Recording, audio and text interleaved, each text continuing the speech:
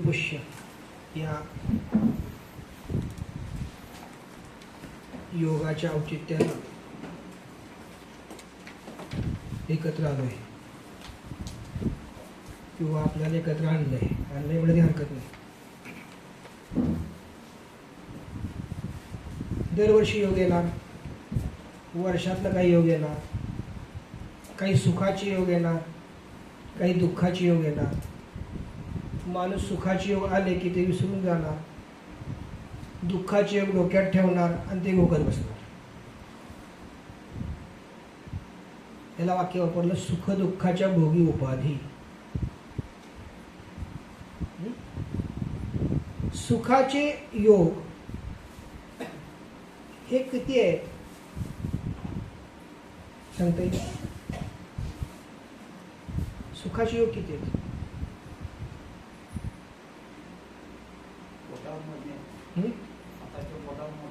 आता तुमच्या मते सुखाचे योग बोटावर एवढे आहेत आणि दुःखाचे योग किती आहेत? दुःखाचे योग किती आहेत? भरपूर आहेत, अगणित आहे. मग उलट करण्याकरता काय करावं लागेल? बघा ना, सुख के सब साथी दुःख मेला कोई मेरे राम. प्रश्नाचं उत्तर आहे सुख के सब साथी. तुमच्यापाशी जे सगळे येत आहेत ते तुमच्याकडून काहीतरी अपेक्षित आहे विषय म्हणून येत आहेत. ते कसे सगळे? सब साथी. सुख के सब साथी. जेव्हा तुम्हाला दुःख येईल तेव्हा ती सगळी लांब होणार. जेव्हा तुम्हाला दुःख होईल तेव्हा बघा, एखादा व्यक्ती आजारी पडला, औषध द्याल का नाही? काळजी कराल का नाही? काळजी घ्याल का नाही? समजून सांगाल, पण त्याचं दुःख त्याला बघायला लागलं. ते म्हणाले का तुझं दुःख निम्म मला दे, घेता येईल का नाही घेता येणार? हा, असं का? तुम्ही चॅप्टर आहे का नाही? आहे का नाही चॅप्टर? तुम्हाला वाटतं मी चॅप्टर आहे, पण तुमच्यापेक्षा निसर्ग किती पटीने चॅप्टर आहे हे कधी कळतं? चॅप्टर शिकल्यानंतर कळतं. काय सांगितलं? मनुष्य हा कसा आहे? सर्व प्राण्यांच्यावर विजय मिळवणारा मनुष्य. मनुष्य कसा आहे? सर्व प्राण्यांवर विजय मिळवला, पण तो स्वतः विजय मिळवू शकला नाही. काय सांगितलं? बघा, मेरे राम. राम म्हणजे कोण? या ठिकाणी जो उच्चार केला सुख के सब साथी दुःख में न कोई मेरे राम. राम म्हणजे कोण? तुमच्या शरीरात जो तुम्हाला रोज खायला मागतोय, भावना प्रगट करतोय, है ना? भावना निर्माण करतोय का नाही? प्रगट करतोय भावना त्या, आणि तुमच्याकडून भोगतोय. भोगता अहोम वैश्वा नरो भूतवा भोगता देवो महेश्वरा. जो भोगतोय, है ना? खाताय ना तुम्ही अन्न, ते अन्न कोण खातंय? अन्न कोण खातंय? कुडी, आत्मा. शरीर वाढतंय का? आत्मा अन्न खातोय का? है ना? आणि देह वासना घेतोय. आत्म्याला अन्न हे कशाचं आहे? ऊर्जेचं अन्न आहे, आणि देहाला वासना आहे. ओम श्री साईनाथाय नमः खाल्लं अन्न. हे अन्न आत्म्याला झालं. आणि हेच करत असताना पोहे खात म्हणलं तर पोहे खातोय ना, ते देहाला झालं. हे खात विचार डोक्यात असेल तर विचार खातोय ना, ते देहाला झाले. आपण विचार खातोय, विकार खातोय, देहाचे आहेत सगळे. का सांगा बरं? ज्यांच्यापासून घेतला ना देह, त्यांच्या बरोबर विकार आले आपल्या बरोबर. आत्म्याचं अन्न काय? ऊर्जा. आत्मा पवित्र कधी होईल? ऊर्जा वृद्धिंगत झाली तर. आत्मा मूळ पवित्रच आहे, पण त्या पवित्र आत्म्याची तुम्हाला जाणीव कधी होईल? देहामध्ये ऊर्जा संक्रमित झाली तर. देहात ऊर्जा संक्रमित कधी होईल? समजली तर. पड के बना पत्थर, राम राम राम राम राम राम राम राम. कुठे राम? पड के बना पत्थर. 200 माळा झाल्या, 400 माळा झाल्या, 500 माळा झाल्या, माळाच फक्त झाल्या, राम नाही झाला.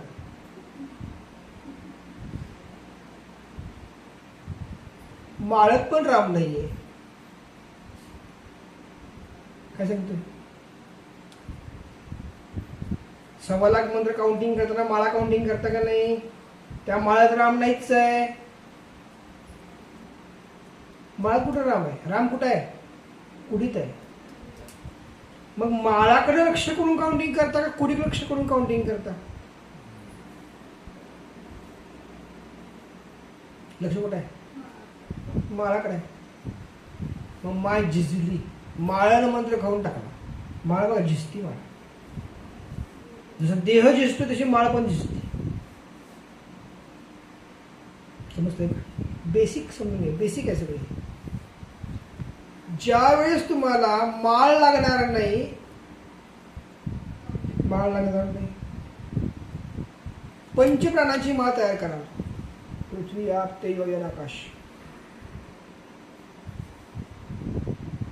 माळ तयार कशाची करायची? पंचप्राण जीवे भावे ओवाळू आरती. सगळ्या गोष्टी दिलेल्या आहेत, आपली नजर ती नाहीये. आता माळ कुठली तुम्ही घेताय? स्फटिक, रुद्राक्ष, तुळस, है ना, हकीक. ज्या देवाला जाऊ त्या देवाची माळ घ्यायची. हे देव प्रसन्न होईल असं वाटतं तुम्हाला. तो प्रसन्नच आहे. तो कुठं दुःखी आहे? तुम्ही कधी बघितलं देव दुःखी असलेला? तुम्ही दुःखी आहात, तो प्रसन्नच आहे. तुम्ही प्रसन्न नाही म्हणून तुम्ही देवाकडे जाताय. विषय कळते का? मग माळ कुठपर्यंत घ्यायची आहे सांगा बरं? माळ कुठपर्यंत घ्यायची आहे? लाळ गळेपर्यंत. लहान बाळ आहे का? हा, पेज पाजली, भात घातला, ती लाळ काढतं बाबा. मग आई ती पुसून काढते. काही नाही कळत नाही, पुसून काढते. जोपर्यंत माळ आपण घेऊन माळद्वारे मंत्र उच्चार करतो, नामस्मरणाने उच्चार करतो, तोपर्यंत आपण लाळ गळतोय. लाळ बाळ आहे, बाळ म्हणून ओके. तहाने बाळ करी तळमळ. आता यातून माळातून बाहेर पडणं फार अवघड आहे. पहिला काय सांगितलं? आणि जी आपण उपासना करतोय तिच्यामागे इप्सित आहे. इप्सित म्हणजे काय? ध्येय आहे. ध्येय काय? आहिक. जे सगळं ते सोडून द्यायचंय. बघा, घर घेतलं जाग्यावर, पैसा घेतला जाग्यावर, प्रॉपर्टी काय वाटत तुम्ही घ्या, जे ऐहिक आहे सगळं जाग्यावर आहे. आणि तुमच्यानंतर तिसऱ्या पिढीत बुलडोजर आहे. का ते जुनं झालेलं घर असते, पाकळ्या फिरतात, है ना. प्राण्यांनी वस्ती केली असती, जीर्ण झालंय, पाडून टाकणार आणि परत रिकन्स्ट्रक्शन. माझं माझं माझं माझं माझं, तूच तुझा नाहीस. का? स्वतः खाल्लेलं अन्न पूर्ण पचल याची गॅरंटी स्वतःलाच नाही. आज टप्पा कधी शिजू जाते माणसाचा. काय सांगितलं? नाकात नळी जरी लावली आणि अन्न घातलं, नळीतलं अन्न जठरात जायची गॅरंटी कुठे? त्यांना बोलवलं की वरचं अन्न वर, खालचं अन्न खाली, हा गेला वर. लक्षात आलं का? करायचंय काय तुम्हाला? 5 स्थान, 5 मणी आहेत. आणि आणि 7 मणी सिद्ध करायचे. मणी आहेत 7. 7 मणी कुठले? नाभी, हृदय, कंठ, ललाट, ब्रह्म, खर्व आणि खरव. 7 मणी आहेत. हे सिद्ध कधी होतील? रुद्राक्षाच्या नकोतमाळा, भुकेला भक्तीचा भगवान. ज्या वेळेस तुमच्या या माळेतून तुम्ही या माळेत याल आणि या माळेतल्या मण्यांना ज्ञानाची भूक लागल,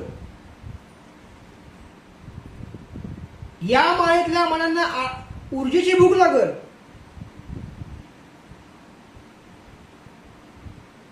काय सांगतोय बघा. आंतरिक जी माळ आहे त्या अंतरमाळेला तुम्हाला जागृत अवस्था जेव्हा प्राप्त होईल,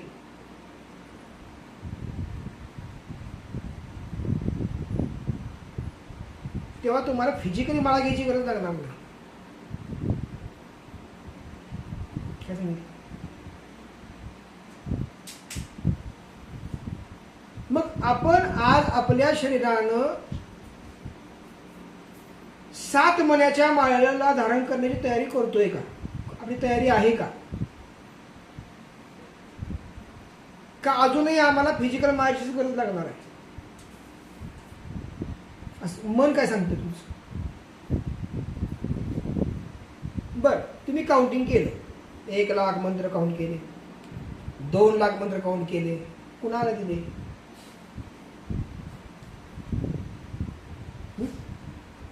1 कोटी मंत्र काउंट केला, दिला कोणाला? सांगता येईल? कोण सांगत? तुम्ही काउंटिंग करताना मंत्र किती साधनेमध्ये 1 माळ दिली, ओम श्री साईनाथाय नमः दिली का माळ? 1 कुणाला दिली? कुणा करता करता हे काउंटिंग सांगताय कोणाला? कधी विचार केला? आता करा, द्या उत्तर.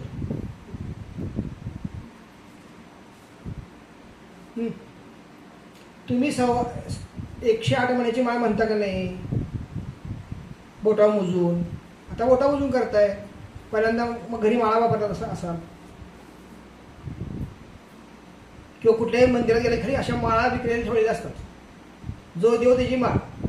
पांडुरंगाकडे गेला की तुळशीची माळ, विष्णूंच्याकडे गेला की शाहीग्रामची माळ, शंकराकडे गेला की रुद्राक्षाची माळ.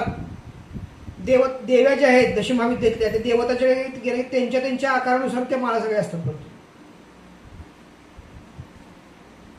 आणि माळ कुणी घेतली रे माझी? की ह्याच्यापर्यंत माळ सुरू होती ह्याची बांडाची. हे सगळं सगुण आहे. काय सांगतो? सगुणात भगवंत नाही.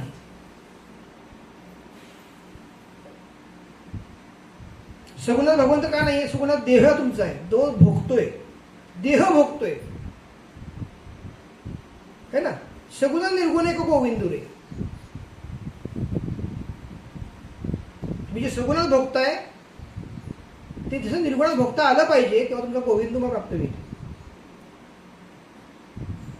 विषय कळतोय का? थोडा मोठा जातोय.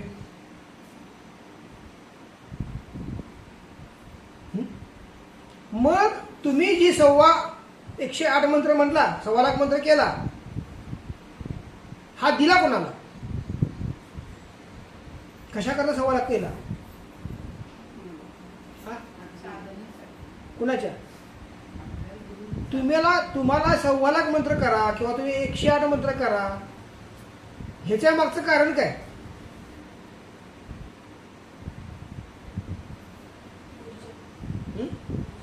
नाही, हॅबिट. तुम्हाला 1.25 लाख मंत्र पूजा करणारच नाही. का सांगा बरं? ग्रॅज्युएशनचा काळ किती आहे? 3 वर्ष नाहीये, 15 वर्ष काळ आहे. 15 वर्षानंतर तुम्ही कशाला कॅपेबल होता? हा नाही, खोटं बोलून जगायचं कसं? 15 वर्षाचा काळ घेतल्या गेल्यानंतर तुम्ही जे मुख तुम्हाला भगवंताने दिलंय 20 वर्ष असेल, 20 वर्षाचा काळ गेल्यानंतर तुम्हाला काय होतं, जगण्याचं साधन मिळतं.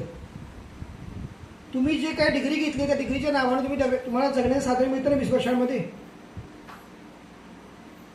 मग जगण्याचं जर साधन 20 वर्षात तुम्हाला मिळतंय, तर तुम्ही ज्या देहात आत्म्याला प्रवेश केला, तुम्हाला जे नाव दिलं त्या देहाला, त्या आत्म्याचा अभ्यास करण्याच्या साठी किती वर्ष तुम्हाला घ्यायला लागतील?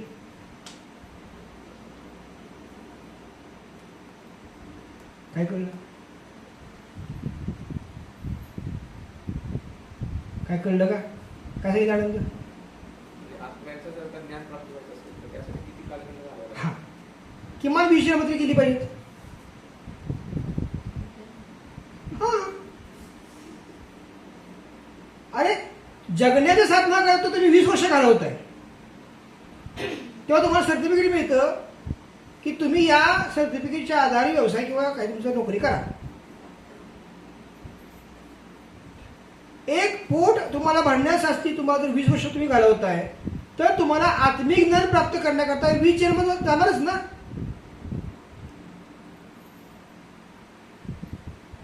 सिद्धांत समजून घ्या, सिद्धांत आहे हा. तुम्ही काय म्हणता की गुरु एखाद्या मंदिरात गेल्यानंतर गुरुंना साक्षात्कार होतो आणि आम्हाला फक्त तिथला आकार कळतो.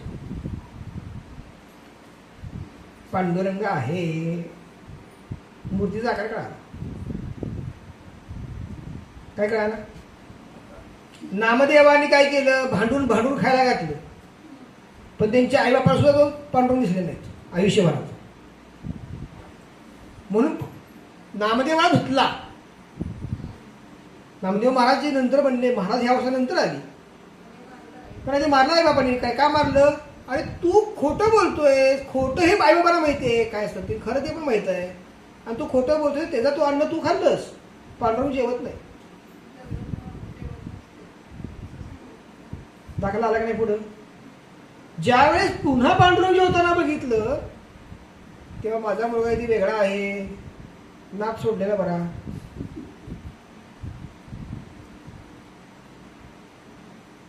दंतकथा म्हणा, कुणी सांगितलं ऐतिहासिक कथा म्हणा, पण त्यातनं शिकायला तर काहीतरी मिळतं, हे तर बरोबर आहे. मग बघा ना, ही जी माळ तुम्ही वापरताय ही किती वर्ष चालणार? नाही, झिजी दुसरी घ्यायची.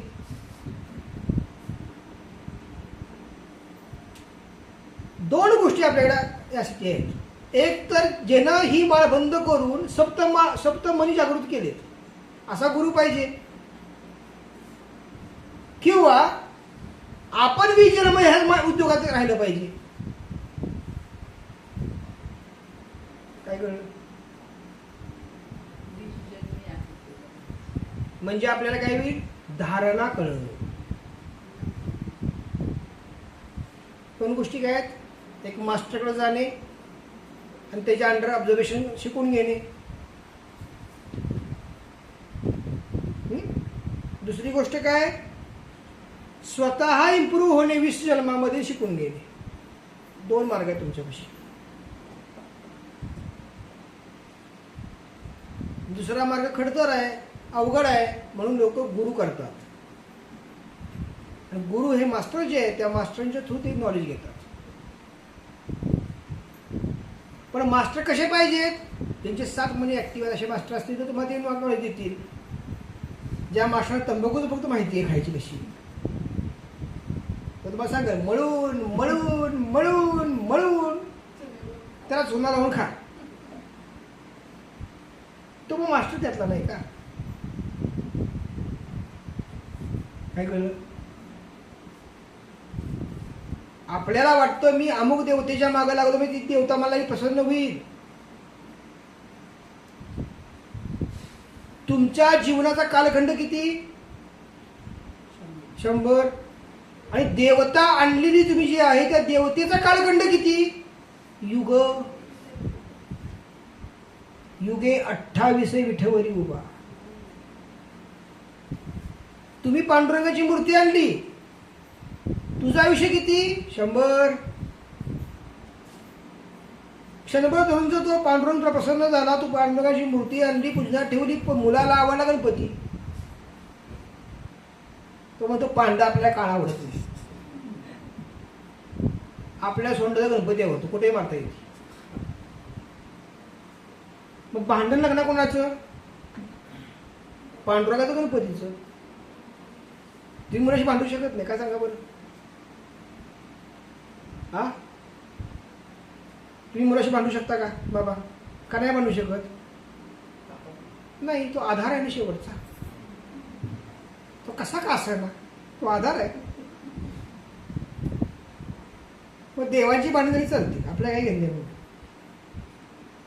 मग 20 वर्ष पांडुरंग जपला, मुलगा मोठा झाला, पांडुरंग साईडला काढला, गणपती ठेवला. बरोबर ना? तो पुन्हा 20 वर्ष गणपती जपला, नाचून आली, गणपती बाजूला काढला, दिव्यावरती जाऊन ठेवले कधी. आपला गणपती पटवून पसंत नाही, आम्हाला ही दिव्या आवडते, एकदम आवडते, एकदम म्हणून ठेवली. पहिलं वलय कोणाचं? पांडुरंगाचं. दुसरं वलय कोणाचं? गणपती. तिसरं वलय कोणाचं? जात नाहीत. व्यक्ती गेली, वलय नाही गेली. काय सांगितलं? आध्यात्मिक दुःख. व्यक्ती गेली का नाही? वलय नाही गेलं, वलय तिथे राहिलं, घरात वलय शिल्लक राहिलं. पांडुरंग म्हणतो का मला कोण सेवा करते बघूया, परत पुढच्या पिढी, तोपर्यंत मी तर थांबणार आहे. गणपती म्हणतो तर माझी सेवा कोण करते बघूया, आणि तो कसा पाहिजे? यानं केलेल्या सेवेला 1% जास्त सेवा करणारा पाहिजे. काय करेल?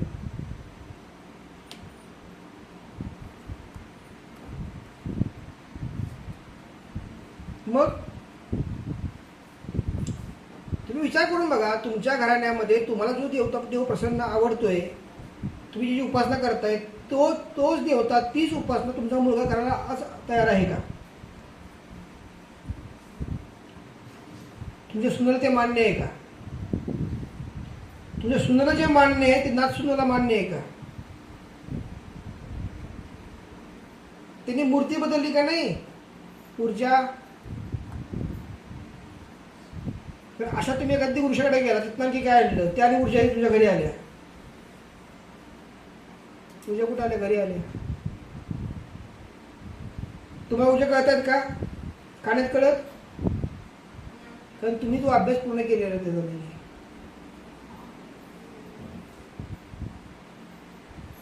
तुमचं आत्ता तुम्ही बसलाय ज्या ठिकाणी, त्या ठिकाणी तुमचं शरीर घर घर घर फिरते. तुम्हाला माहिती आहे का? गोल फिरते. प्रत्येकाचं शरीर गोल फिरते, माणसं फिरते. आहे जाणीव? शरीर जसं गोल फिरते तसं कर्म गोल फिरते.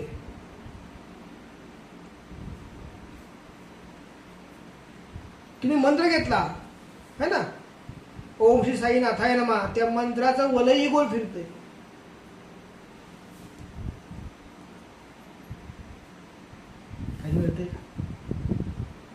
आता तुमच्या उपासनेचं मूळ काय आहे? तुमच्या उपासनेचं मूळ काय आहे? बोलता येईल? कोण सांग? तुमच्या उपासने काम सिद्ध व्हावं. मूळ काय? एक मूळ आहे. पॉइंट काढ देते, नुसतं पॉइंट काढ. त्याला नाव दे डॅश करून, मूळ. हे काय आहे तुमचं उपासनेचं मूळ? काय आहे? काम. याकरता काय करताय तुम्ही? दुसऱ्याकडे वलय काढ बाहेर. या मूळ तुमचं काय आहे? काम. मूळचे पुढे काम ले, हा आत वलय काढायचं, मुळाच्या आत दुसऱ्या वलय बाहेर न काढायचं, चालतं, हरकत नाही. मूळ काय तुमचं उपासनेचं? तुम्ही गुरुकडे घेऊन आलेलं काम. बरोबर आहे? आता दुसरं एक वलय त्याच्यावर काढ बाहेर. तुम्हाला गुरुने त्याकरता काय सांगितलं करायला? उपासना. दुसरं वलय कुठलं आलं? बघा, गुरुने कशा करता आलाय? काम. ते मूळ वलय आता आहे का? गुरु दीक्षे करता आलाय का? गुरु समाधीसाठी आलाय? साधनेसाठी आलाय? फक्त आई कामासाठी आलाय. पण त्याच्यासाठी करताय तुम्ही काय? उपासना करताय. उपासना केल्यानंतर होणार काय? तिसरं वलय फलित. काय होणार? काम होणार. मग हे गुरु बरोबर आहे, काम करताय. ही तुमच्या जीवनाची प्राथमिक अवस्था आहे. काय अवस्था आहे? प्राथमिक अवस्था. गुरु मला कशासाठी आलाय? कामासाठी आलाय. काम करण्या पूर्ण होण्याकरता करणार काय? उपासना करणार. उपासनेनंतर काय प्राप्त काय होणार? करतोय काम पूर्ण होणार. ओके. अशा अवस्थेत तुम्हाला धारणा होणार नाही.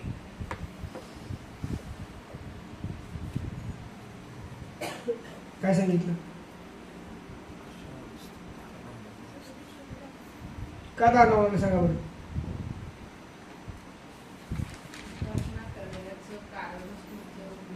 काम आहे. मग प्राप्त काय होणार तुम्हाला? काम. हे पूर्तता तुमची होणार, फलित. आता हे किती तुम्ही चालणार? कंटाळा येईपर्यंत, फलिताचा कंटाळा येईपर्यंत. म्हणजे पहिल्यांदा वडापाव खाताना कसं वाटतं? पहिल्यांदा वडापाव खाताना कसं वाटतं? इकडे पाणी येतं. पण रोजच वडापाव तुम्ही खायला आता महिनाभर, परत काय म्हणणार? किती आहे? किती बटाटा? सारखा बटाटा बटाटा बटाटा काय तर आहे का नाही? ओके. मग जेव्हा तुमच्या उपासनेत बघा, तुमचं मूळ काय होतं? काम होतं. तुमचं मूळ उपासना असेल, पॉईंट इकडे घे. मूळ काय असेल? उपासनेचं मूळ उपासनाच आहे.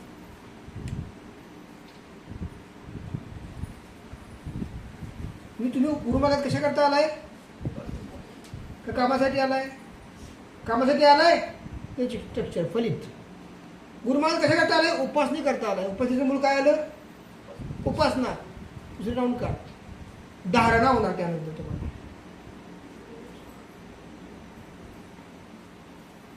उपासना धारण होणार.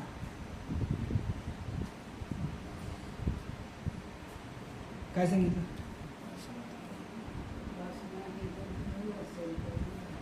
उपासना मूळ असेल तर धारण होणार, आणि कर्म मूळ असेल तर, काम मूळ असेल तर फलित होणार. फलित.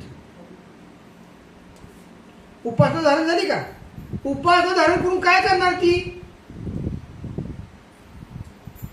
उपासना तुम्ही केली, उपासनेचं मूळ उपासना तुमची तयार झाली. उपासनेच्या मूळ उपासनेला तुम्ही काय करणार? धारणा करणार. काय ना? धारणेमुळे काय होणार सांगा बरं?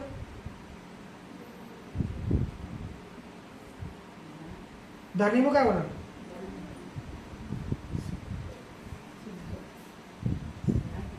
ध्यान होतं. ध्यानानंतर ध्यानाशिवाय ध्यान होणारच नाही. ध्यानाशिवाय ध्यान होणारच नाही. पण ध्यानानंतर होणार काय? तो ईश्वर ज्याने तुम्हाला जन्माला घातलं तो काम करायला लागणार. तुम्ही नाही काय कामं करायची. घ्या तिसरा पॉईंट. ईश्वरी प्रेरणेने कार्य होणार. म्हणजे तुम्हाला घर बांधायचंय का नाही? मग टक्कल पडेपर्यंत घर बांधलं जातच नाही. हे कुठे होतंय? पहिल्या अवस्थेत.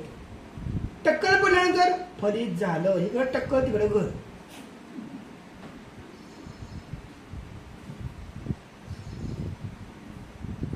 काय कळतंय का?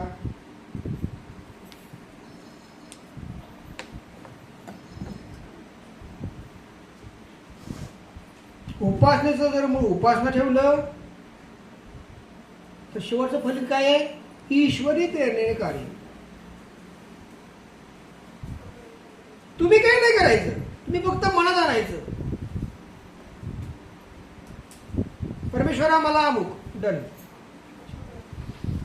ईश्वरी प्रेरणेने कार्य कधी होणार? उपासना मूळ असेल तर. पण अर्धा तास साधना आहे, राहू दे की लग्नात जाऊन आल्यानंतर करूया. आणि लग्नाने तसा वेळच झाला, संध्याकाळी जायचं, झोपलंच पाहिजे, सकाळी उद्या डबल करूया. डबल ती काय होतच नाही. सिंगल व्हायचं नाही आम्हाला ना केलं, डबल कसे होणार? आता अवघड काय समजून घ्या, तुम्ही उपासना करू नये म्हणून तुमच्यावर असणारे जे जीव आहेत, तुम्हाला अपकार करणारे, त्यांचं सतत लक्ष असतं. किती प्रेम आहे तुमच्यावर. काय सांगितलं? तुम्ही उपासना करू नये म्हणून तुमच्यावर अपकार करणाऱ्या जीवांचं सतत लक्ष आहे. कॅमेरा ऑन 24 तास. आणि तुम्ही उपासना करावी म्हणून मुठभर जीवांचं तुमच्याकडनं अपेक्षित लक्ष असतं.